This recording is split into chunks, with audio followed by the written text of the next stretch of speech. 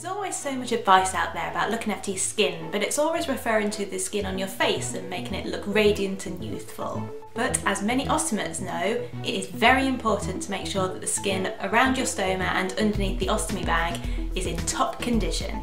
This is because if there's any irritation or if there's any broken skin, it can be really painful, but also it can affect the adhesive of the bag. So when you try and stick it onto your skin, if the skin isn't in good condition, it means that the bag won't stick to it properly, and it can make any skin problems even worse.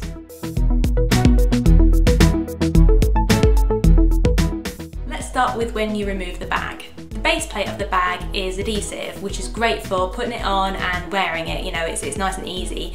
But when it comes to removing it, well, I mean, I can't take off a plaster without wincing. So if you're anything like me, you don't want to be ripping off that bag and damaging the skin. Luckily, there are products out there that can help, such as the Brava Adhesive Remover Spray. As you spray it onto the base plate, it dissolves the adhesive, which means it's much easier to peel off the skin without it being painful and without it kind of ripping away that top layer of skin. You can also get the adhesive remover as a wipe rather than a spray, which is great when you're travelling because it's nice and small, it's compact, and also if you're going anywhere by plane, because you can't have like liquids and aerosols and stuff on hand luggage, it's just a nice alternative rather than the spray.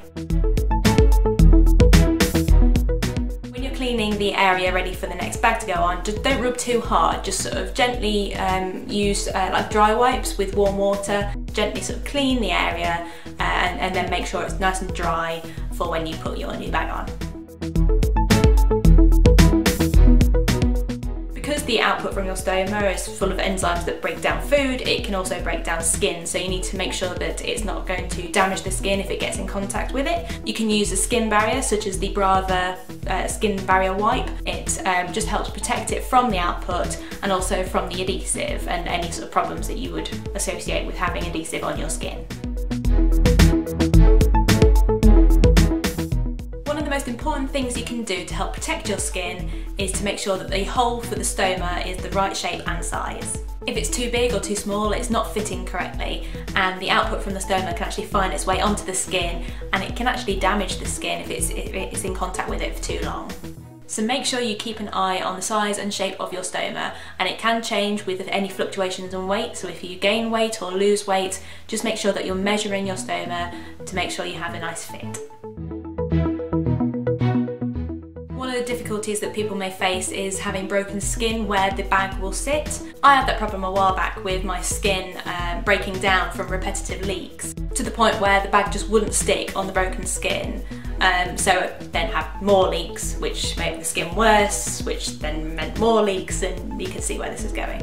Eventually I came up with a solution where I would put a bit of gauze over where the broken skin was, just to protect the skin, and then I had like a protective sheet that put over the gauze, so it wasn't in contact with the broken skin, it was just over the gauze, but it gave me a nice blank canvas to then put the bag on. So it enabled me to finally get a good seal, and it meant that the skin underneath had a chance to heal while it was underneath the protective sheet. So if you're having a similar problem, there's bound to be a product out there that can kind of help your skin heal. There's lots of different creams and powders and stuff, but there's also things like the protective sheet that will just help allow your skin the chance to heal. Now, many ostomates have that itchy feeling underneath their bag, and there could be many reasons for this. So if you are concerned, it's probably a good idea to speak to your stoma nurse, because there could be a variety of reasons as to why you have sort of itchy skin under where your base plate is.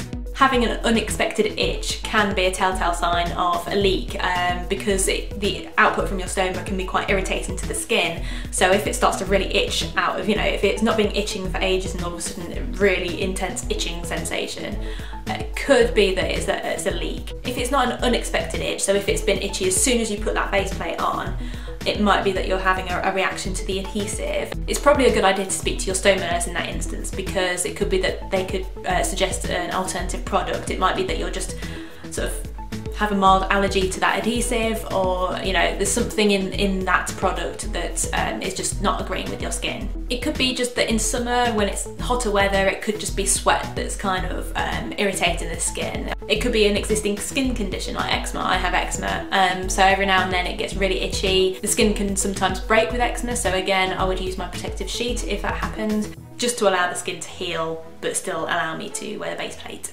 Now, like I said before, things like the barrier wipes can help protect the skin, so hopefully it will avoid that itch. Another suggestion for in-between bag changes is to use an antibacterial wash just to gently clean around the area. If you are having problems with the condition of your skin, make sure you speak to your stoma nurse or your GP, as they will be able to find the right solution for you. I hope you found this video helpful, and if you have any tips of your own, please let me know. Put them in the comments below, or you can tweet at Coloplast_UK with the hashtag #MyOstomy Story.